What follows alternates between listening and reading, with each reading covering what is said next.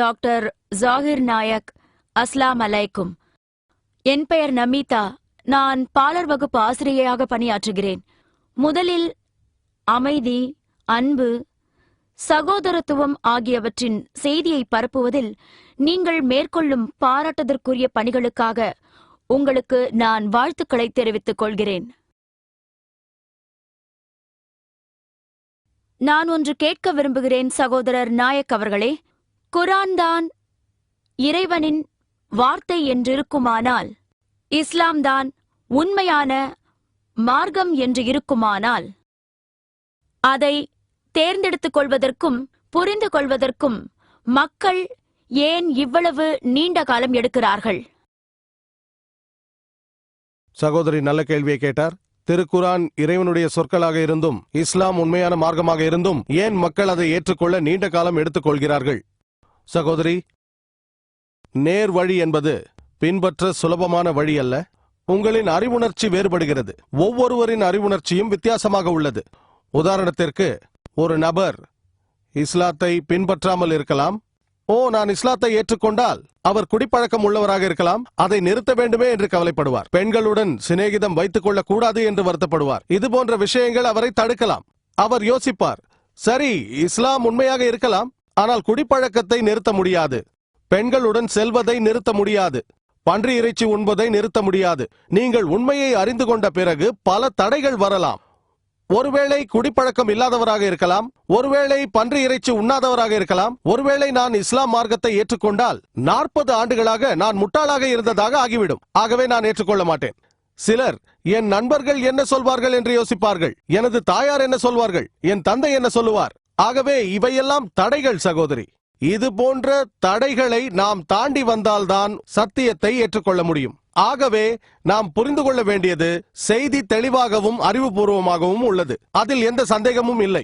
ஆனால் அவர்களிடம் வேறு சுமைகள் உள்ளன. அதனால் அந்த நபர் திடமாக இருக்க வேண்டும். சரி, ஏற்றுக்கொள்கிறேன். இது உண்மையாக இருந்தால் அதை நான் ஏற்றுக்கொள்கிறேன். அதனால் முஸ்லிம் அல்லாத நண்பர்களை இழக்க நேரிட்டாலும் சரி. மேலும் சகோதரி, இது வெறும் அறிவுணர்ச்சிதான். இஸ்லாம் மார்க்கத்தை ஏற்றுக்கொண்ட பல முஸ்லிம் அல்லாதவர்களை எனக்கு தெரியும். பழைய நண்பர்களையும் அவர்கள் இழக்கவில்லை. மேலும் சிலர் என்னிடம் வந்து, ஜாகிர், முஸ்லிம் அல்லாதவரிடம் பேசினால் அவர்கள் நட்பை இழக்க வேண்டி வரும் என்பார்கள். எனக்கு அநேக நண்பர்கள் இருக்கிறார்கள், என்னை மதிக்கிறார்கள். நீங்களும் என்னை பாராட்டினீர்கள். நீங்கள் முஸ்லிம் அல்லாதவர் தானே? என்னுடைய வேலை உண்மையை எடுத்துச் சொல்வது. மேலும் இன்னொரு விஷயம், திருக்குரான் தெளிவாக சூரா அல் பக்ரா அத்தியாயம் 2 வசனம் 256 மார்க்கத்தில் நிர்பந்தம் இல்லை, வழிகேட்டிலிருந்து நேர் வழி தெளிவாகிவிட்டது. எங்கள் பணி சத்தியத்தை எடுத்துச் சொல்வது. ஒருவர் அதை ஏற்றுக்கொள்வதும் இல்லாமல் போவதும் அவரை பொறுத்து இருக்கிறது. எல்லாம் வல்ல இறைவன் இதை எல்லோரும் ஏற்றுக்கொள்ள வேண்டும் என்று நினைத்திருந்தால் சுலபமாக செய்திருப்பான். இது குறித்து திருக்குரான் சூரா யூனுஸில் அத்தியாயம் 10 வசனம் 99 மேலும் இறைவன் நாடி இருந்தால் பூமியில் உள்ள யாவருமே ஈமான் கொண்டிருப்பார்கள். குன் ஃபயக்குன் மிக சுலபம். ஆனால் இதில் பரீட்சை எங்கிருக்கிறது? மேலும் திருக்குரானில் அல்லாஹ் சொல்கிறான், சூரா முல்க் அத்தியாயம் 67 வசனம் 2 அல்லாஹ் தான் சாவையும் வாழ்வையும் உருவாக்கினான், உங்களில் நல்லவர் யார் என்பதை அறிவதற்காக. இந்த வாழ்க்கை மறுமை வாழ்க்கையின் சோதனை கூடம். ஒரு நபர் சத்தியத்தை புரிந்து கொண்ட பிறகு புரிந்து கொண்ட எல்லாவற்றையும் பின்பற்ற முடியாது. 80% பின்பற்றலாம், 50 பின்பற்றலாம். வெகு சிலரே 100% பின்பற்றுகிறார்கள்.